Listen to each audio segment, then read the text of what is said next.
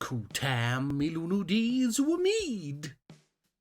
Welcome one and all to the slow stuttering land of steadily sputtering FPS that we all call Hammerlock.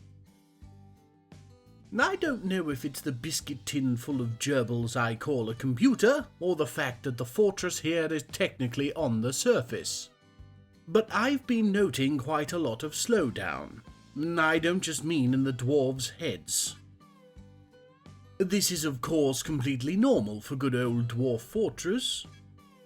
Only so many pairs of dirty trousers a processor can handle before it becomes a no-cessor. But I'd argue we're far from the usual number required. I think I have perhaps found the actual culprit. It's ruined breakfast. All these water updates happening all the damn time, it's no wonder my poor refurbished infinite cosmic power is struggling with 40 dwarves. You're still using that old thing? What? Well, yes. I was hoping to get myself a new one, but what with needing to replace my kitchen, funds have been a little tight. Yeah, it was pretty dated. Pretty dated? I'm still friendly with old Bolly Nodger at Daycorp. Want me to see if any of the newer models have fallen off the back of a van recently? Oh, you do that for me? Of course. Oh, much obliged. No worries. So, everything going alright with the dwarves? What? Yes, not too bad. They still praying to that god of theirs, bum sniff or whatever? Ass smell. Yes, though I've not caught them in his temple yet. Oh, well, you wouldn't, would you? Far too busy with their artefacts. That's true. I hear he's a handsome devil. What? Anyway, can't keep yapping around here. I got an ICP to sauce. Later, Flemo. What's he bloody done?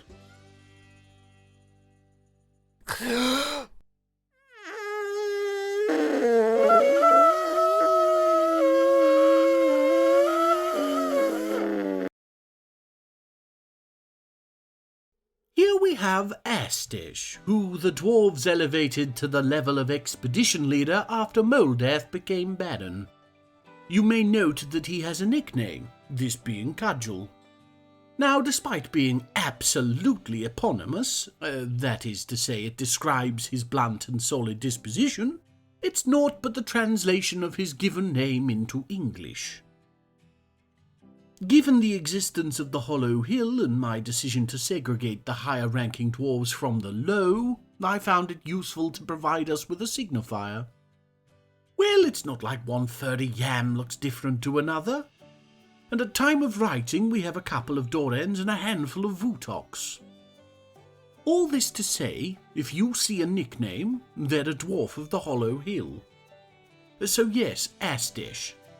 He's made a named artefact, Faz's Libad, the Borax weapon rack, and he spent some time in the military, so I feel he's earned his place in the Hollow Hill. It's not that exciting. The only thing that's really changed is his walk to bed takes a bit longer. The big changes will come later. Oh dear, it's Erdim. Now, I've done my best to keep my distance from this wild temptress, but now she's gone into a strange mood, and I'm honour bound to watch her strut her funky stuff.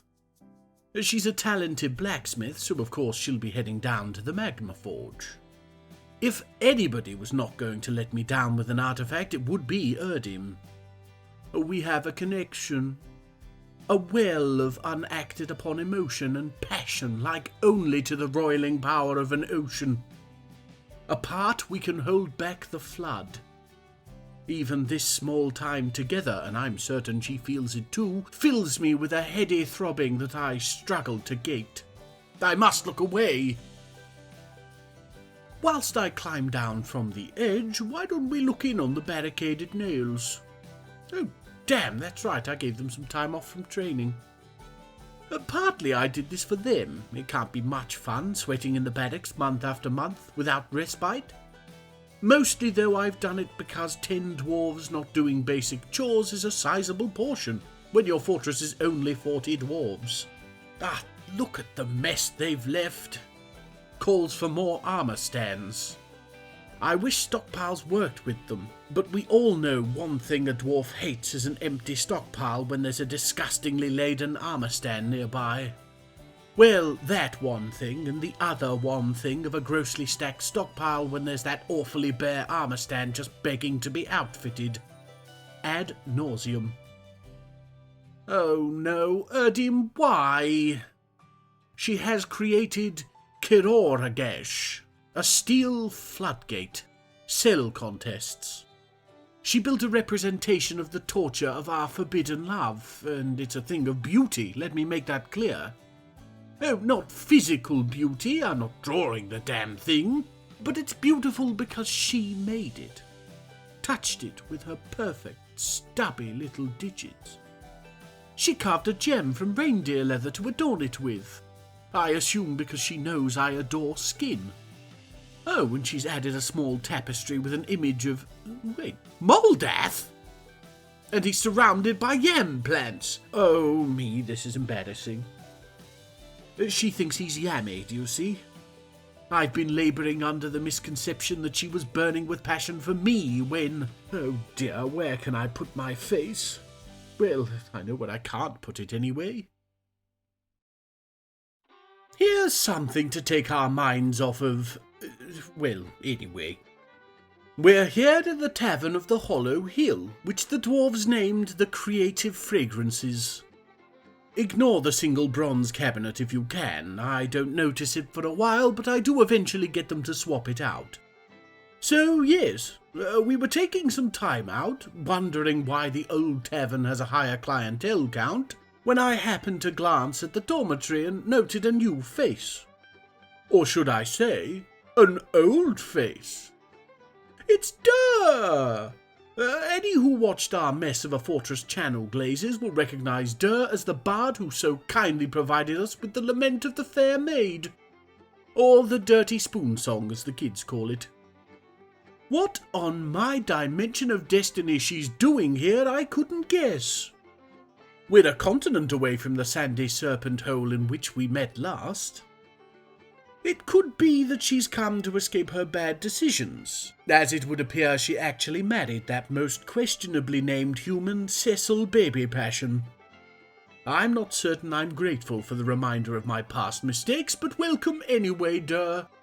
No, we will not be listening in. Oh, there's one benefit to our slowly choking frames. We get to watch Bummis Baywatch run. Enjoy that mental picture. We're in the Flaxen Abbey, the name the dwarves gave to their temple to Asmel. I don't think I need to voice the issue with this picture.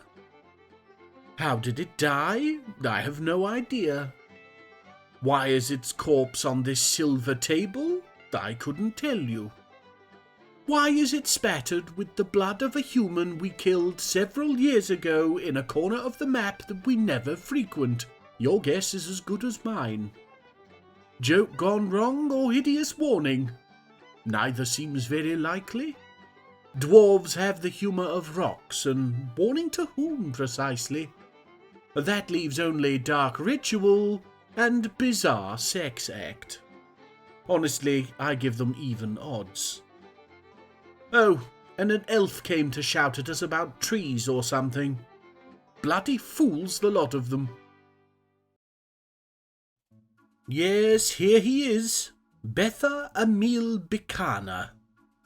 Professional woodcrafter? I thought they sang the stuff into shape.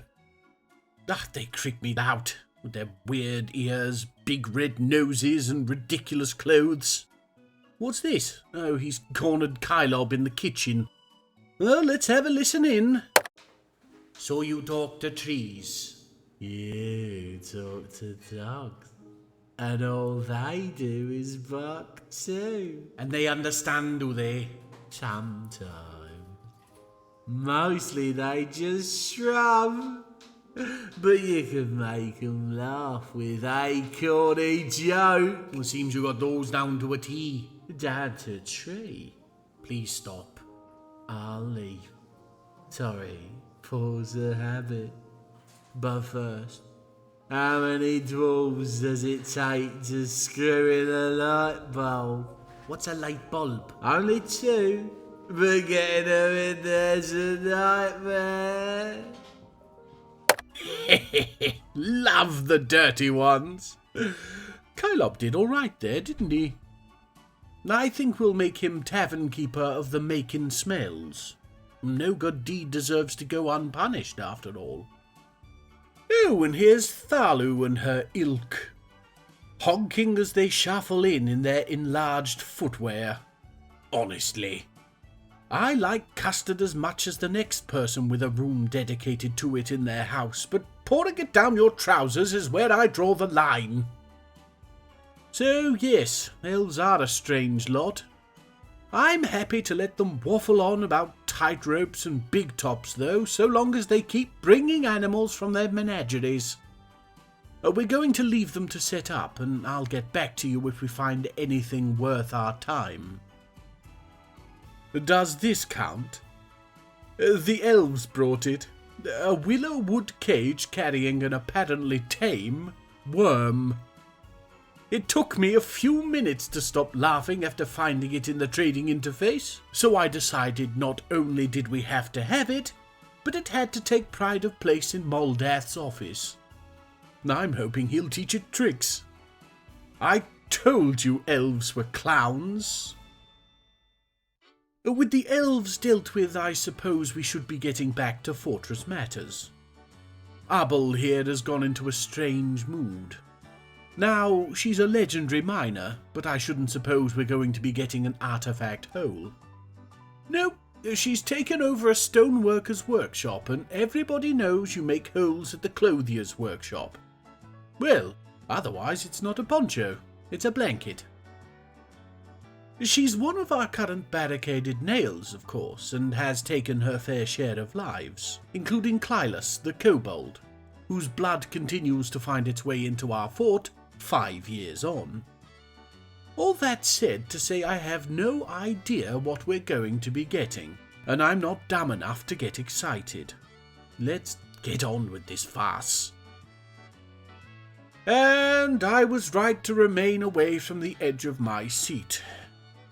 Elbel de Gel, a chalk hatch cover. The renowned galley. Ostensibly a piece dedicated to the creation of Hammerlock as a whole. It is, in fact, a love note to the piddly little tavern in the slums, our first tavern, the Sweetness of Rax. Hence, renowned galley. So it appears time to state openly something which may have already become apparent to the astute of you. The dwarves of Hammerlock are not overly keen on the Hollow Hill. That is to say, those dwarves that have found themselves left behind are not keen. Indeed, creating a hierarchy has led to some grumblings coming almost entirely from those who have not been graced with advancement, which I must say was probably to be expected, and which explains the last little motif on the hatch cover, that of traction benches wrought of donkey bone. The Hollow Hill was back-breaking donkey work that only a few chosen have benefited from. To that I have but one thing to say. No duh! But it's pretty, no? Here you can see the finished stairway to Hollow Hill. Resplendent with chalk statues to their god Asmael. No. What was I saying? Ah, yes. Resplendent with... Hang on. Here is one of the statues. I've done a quick sketch, don't mind the proportions. There's a plaque under it. It reads, Asmael, god of weird artefacts. Anything look fishy to you lot?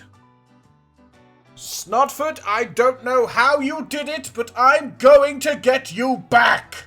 Whoops, goes up. Please excuse me. I've got a sudden hankering for takoyaki. Now, hang on, Phlegm. It was just a joke. It was just a joke. Right. He won't be messing with my dwarves again in a hurry. I said, "You won't mess with my dwarves again, will you?" No, Mr. Crevice. Oh, both. I need a favour. So, everybody remember Melly? It's the beast hadrosaur up on the first cavern layer. Well, just to the northeast of where it's taken up residence is what would be our access to that level of the caverns. I've just sent the order to our recently unholidayed barricaded nails for them to take up position in this small room. Yes, here they come.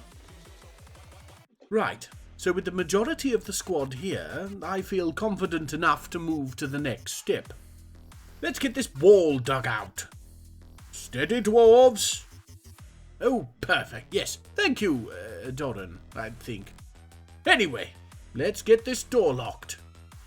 Moving to Melly's viewpoint now as it charges in.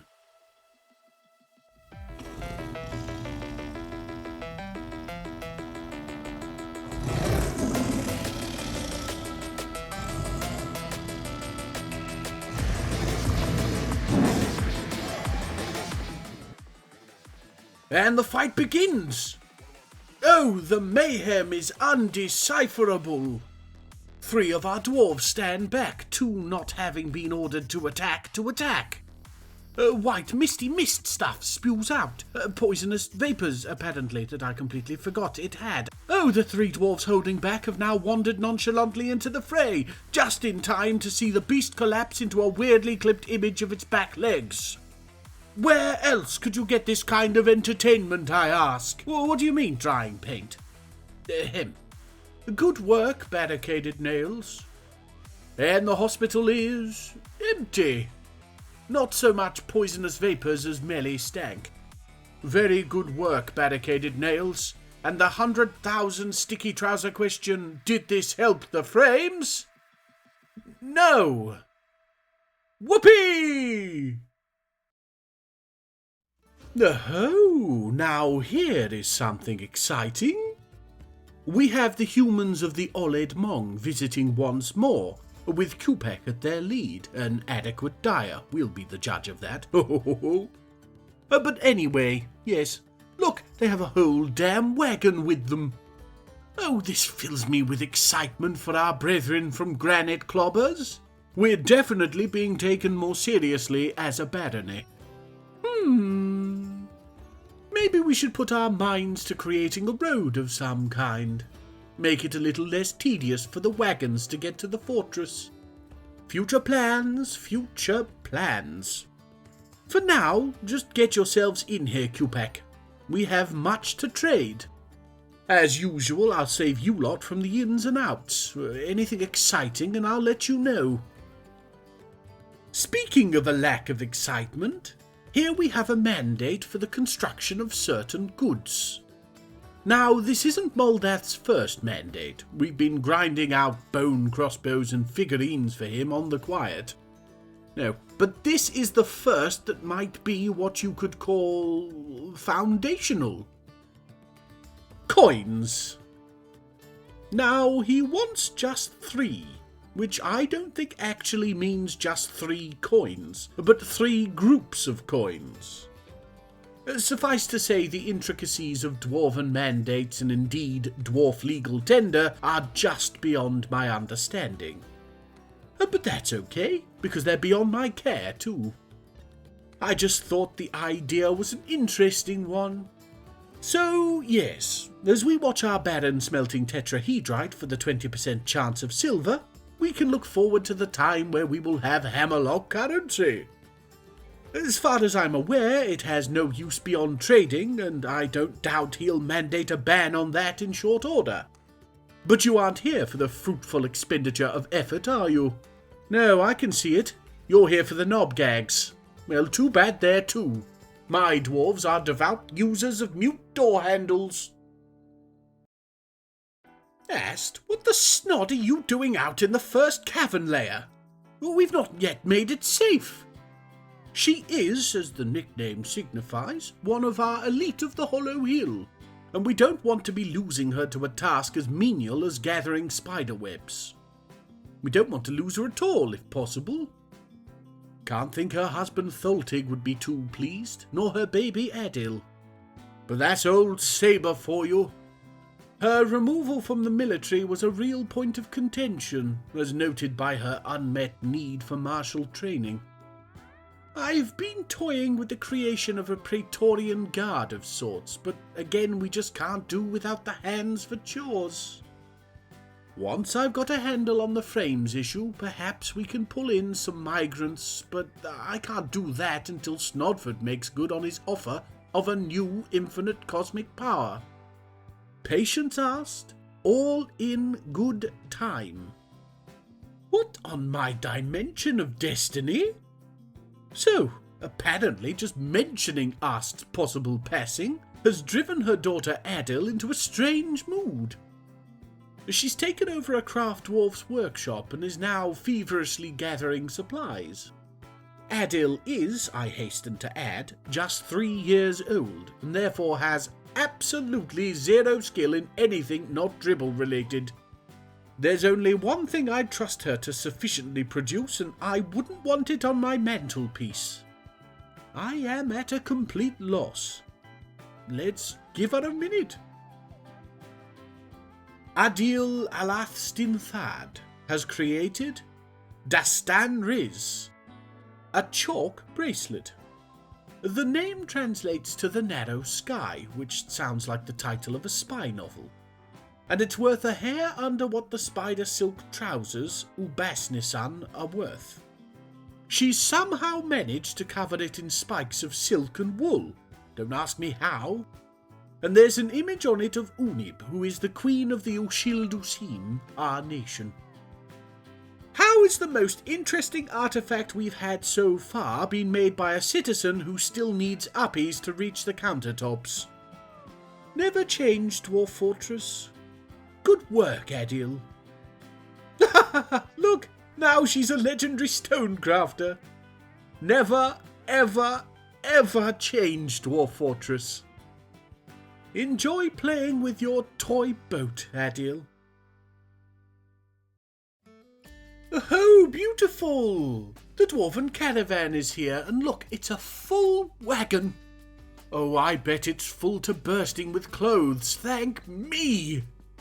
Well, come on then, get yourselves into the fortress. Welcome, Meng. Yes, make yourself comfortable in the imaginative stank. Oh, or go straight to Astesh's room and bother him while he rests. What an ass! Oh, here's something interesting, though.